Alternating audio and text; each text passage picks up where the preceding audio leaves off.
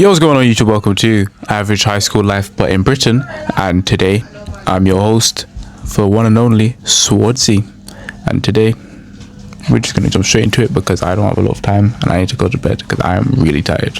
So let's just, without further ado, let's just jump straight into this.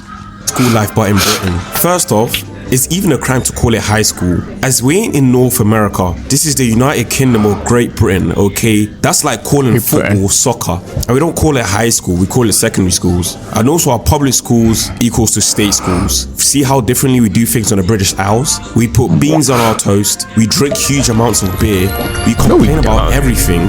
We are the United Kingdom, and we are proud of our brilliant and nice teachers, exceptional food, and perfect school architecture. As a former student of the British schools, I want to present how students thrive in a British school environment and show how magnificent it is. But before that, I must walk you through the full experience from waking up all the way to going home from school. So we woke up early.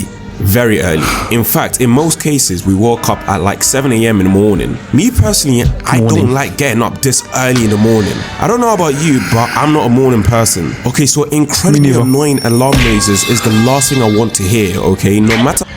Oh my god, you should hear my alarm. My alarm is I'll even play it in this video.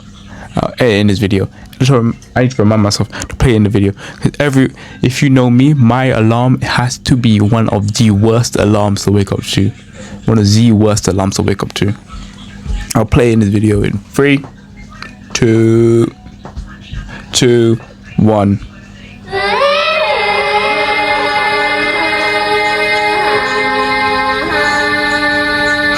And that's it. That's all you gotta hear. Promise you, if you know ReZero, bro, you know that alarm has to be some spawn of Satan or something, bro. How many times you hear it, you can't get used to it. You can even change that alarm sound to your favorite song and it will still annoy you every single time you wake up. But regardless, you have no choice but to cancel, as if you sleep in and you arrive to school late, you're going to receive a late detention after school. And I don't know about you, but my school, if you come late so many times, bro, they call you. First is detention, and it's a 30-minute detention, then it's an hour, then it's 30 minutes, 5 till 5 o'clock, and then I think it's like call your parents and have a something like that. But bro, that system of doing detentions, bro, when you get late, bro, crazy. I'd much rather not be kept after school and do those revolting late detentions. I must be home immediately. That goes without question. So taking that all to account, I got up even though I didn't want to, and I got ready for school and I headed out the door. Simple. Now let's talk about the British school dress code. Now the dress code in a British secondary school is uniform in most cases, irrespective of the type of school it is. We're all required to wear this type of uniform with a blazer, with a school logo, tie and white shirt, black trousers, white socks and black shoes. They're trying to dress up like office workers, which is funny because the school system was made to optimize all the students to grow up to eventually become office wage slaves, but that's not working a 9 to 5, bro. Oh my gosh. Some schools enforce these dress codes like it's the law. Others are more easy about it. But one thing for sure, you're not wearing your own clothes. The only time you're allowed to wear your own clothes is on school special days, like the last day of the academic year, aka the last day of... We don't even get that. We come in our school uniform every single day, except I think that culture day. Bro, I feel like culture day, bro, and that's it, bro. That's the only time we get to come in our school uniform. Oh wait, that's the only time we need to fix our school. Which is the one day we all count to, trust me. Like everybody looks forward to the last day of school, especially when you're in year 11. That means you finish school. I mean, not really, technically you still have to go to college, but at least you finish secondary school. Also, in my opinion, wearing school uniform is a good thing, as ain't nobody want to see students wearing trash like this or this. Anyways, after dressing up for school, we head off outside in the rainy, grayish, dark, trash, tired British weather as usual, and wait at those iconic bus stops everyone recognizes as a British bus stop. That's when you take a school bus or your mama drives you to school, then okay, fine, each their own. And I hated those school buses, bruh. First of all, they're never on time, ever. The timetable is clearly a work of fiction, like a fantasy novel. But we never got this privilege, bro. I had to walk. Like in primary, I had to walk to school. In secondary, I have to take the bus, bro. I never got this privilege.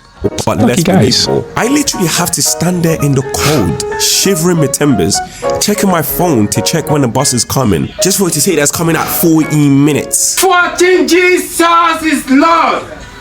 14. Then when the bus does arrive, it's already full. So I have no choice but to go through the rear door because obviously I don't want to be late for school. When you get inside the bus, it's complete chaos. You're getting squeezed with a bunch of students who have all types of funky ass smells. Okay, my mouth feels like it's on its last legs. Then the bus driver signals everyone to move down inside the bus and to go to the upper deck for... With that annoying ass sound effect. Please move down inside of the bus. And you got the other one. Please use the seats upstairs if you can. Oh, that's pissed me off so much, bro. Like, if I can use them, I would. Seats. So I go to the upper deck just to see a bunch of teenagers wearing puffer jackets and balaclavas looking at me like I've stolen... Why does God Scully say it like that? Balaclavas. Their PS5 or something. I ain't sitting up there. So I go down to the lower deck, which is another problem because, as I said, there's already a pack of students squeezing at each other, screaming and talking so loud like it's 7 a.m. in the morning.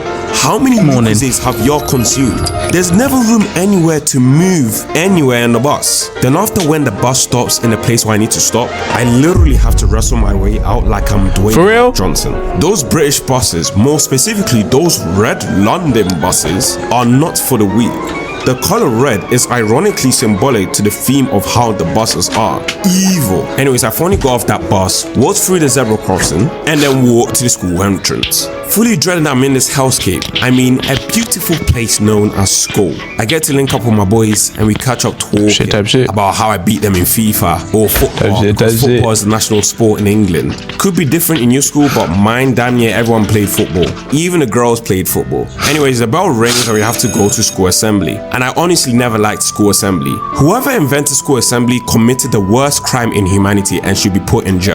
Bro, the end of term, when the spring chew or one of them terms, bro. The long ass term assembly, bro. The long ass school assembly we have, bro. We just sat there for hours, bro. We just sat there for hours looking at this. I scream, bro.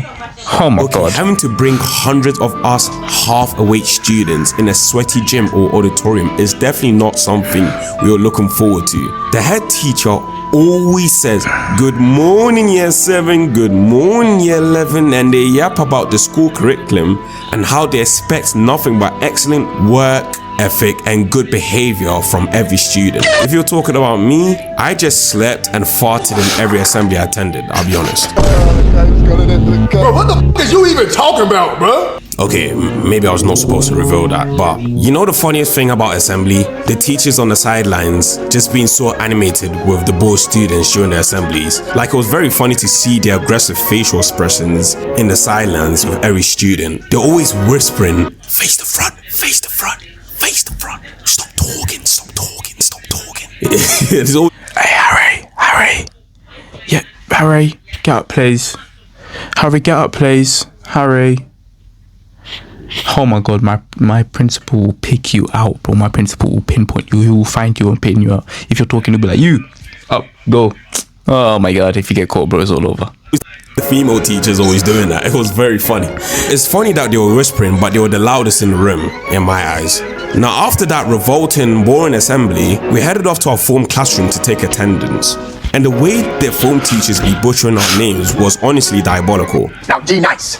Do you mean Denise? After their attendance, G nice. Wait, what did you say? G nice. We headed off to our form classroom to take attendance.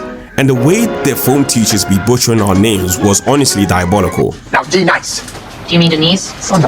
After their attendance, we head off to our next lesson. And having to go through the revolting experience of navigating school hallways was never something I was looking forward to, but we moved regardless. Now, British lessons take place in classrooms that looks like this. We had on average like 5 lessons per day, and English, maths, and science were always one of those lessons. The smart nerds took triple science, and you know, the commoners took combined science. I was one of the commoners who took combined science. The only difference between triple science and combined science is Triple science allows you to gain 3 grades in your GCSEs, while combined science is just 2. Now, regarding lessons, you had to pray that you didn't have an annoying English, maths, or science teacher. I lucked out with my English and science teachers, but my maths teachers, oh hell no. I'm convinced that my maths teacher had a one good math teacher, one good math teacher. Brain the size of Jupiter, the brain the size of the biggest planet, bro. He was too smart. Because we always have 2. Well, most of the time we always have 2 teachers for one lesson, bro. I had 2 teachers for one lesson. Rest of the lessons we didn't pay no attention. The other lessons we paid all the attention, bro. We learned half and half, bro. personal vendetta against me because she would always lash out over any little thing and gave me more detentions than prisoner sentences. Maybe because I was just trash at maths and I was in set A in maths. Maybe that's why she didn't like me. She probably thought to herself, why is she wasting her time teaching high school students with the numerical thinking of babies? The teachers always give us the most difficult S-tier level questions even Einstein couldn't answer, and yet they claim to be simple maths. And the worst part was the homework. They always gave homework that would take weeks to finish. However, they always claimed that it's only going to take 20 minutes to finish. Sometimes I just wish I could bunk. That was the biggest lie of all of humanity. Hey, I'm not encouraging anyone to bunk any lessons. Just bro, back in year 7, 8, 9, bunked every lesson, bro. I've actually locked in now, bro. But 8 and 9, bro, you would never see me in lessons. Stay in your lessons and stay in school. Anyways, after those annoying piss-taking lessons, the bell rings and we finally go for lunch or lunchtime. Except that the teacher doesn't let us go to lunchtime because apparently the bell doesn't dismiss us. They do. So if the bell doesn't dismiss me, then it doesn't tell me when to show up to lesson either. Anyways, I kindly dismissed myself from that class. And you know me, I ran to go to lunch, and my god, the British school lunch, I promise you, running to the school line has to be like some AOT stuff, bro. You just have 15, you have over 100 people running for the line, bro. 100 people running for the line. Guarantee you, go to a British school, try go to the line, that line is full by the time you get there. Literally amazing. And this is not me being sarcastic. I mean, the British food, it was literally the peak of British school. That just goes without saying. Like jacket potato, Yorkshire pudding, fish fingers and chips. Yes, this is the peak of the British school lifestyle. This is the only thing I love about school. Well, the best things about going to a British school was the substitute teachers, playing football in school lunch and in PE, eating the food and going home after school. Everything else is garbage, to be honest. Anyways, that's it. Cheers. Anyways, I made a video on how British schools are like in more detail, so if you want to watch that video, go watch it now. Cheers. Well, bros, just had to do a quick one today because I'm sick and I can't do this fully. But you know, when I feel better, when I'm in it now, I'll come back and I'll do some more longer form videos. But as of right now, we're gonna do some short, small, maybe like 50-minute long videos and just keep it rolling out, because like these days I'm gonna be sick. You see, I'm drawing on my nose and everything, bro. So I need to blow my nose right now. So I'm gonna end this video right now. So I'll see you guys in the next one. Peace out.